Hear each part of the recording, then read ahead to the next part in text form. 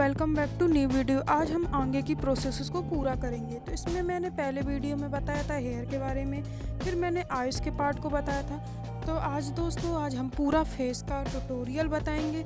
आज देखते हैं कितना हमारा कंप्लीट होता है। तो आप वीडियो को स्किप मत करिएगा, वीडियो को अंत तक देखिएगा, आपको बहुत कुछ समझ में आएगा। क्योंकि ये जो पोर्ट्रेट मैं बना रही हूँ वो मुझे ऑर्डर मिला हुआ है इंस्टाग्राम से। तो मैं आपको सीधे जो रियल मतलब जो पोर्ट्रेट हम बना रहे हैं, मतलब हम किसी हीरोइन की या किसी की फ़ोटो को नहीं बना रहे हैं, सिर्फ हम जो हमें ऑर्डर मिला हुआ है उसका हम वीडियो को बना रहे हैं। तो एंड आज हम इसमें पूरा नोज़, चिन और चिक पूरा आज ट्यूटोरियल समझाएंगे। तो आप एक एक स्टेप को समझिएगा। और जैसा कि हम एक कॉटन की सहायता से फेस को बराबर कर रहे हैं, तो जैसे कि हम फेस में हल्का हल्का सा चारकोल को फैलाना चाहते हैं, क्योंकि हम चारकोल का काम कर रहे हैं।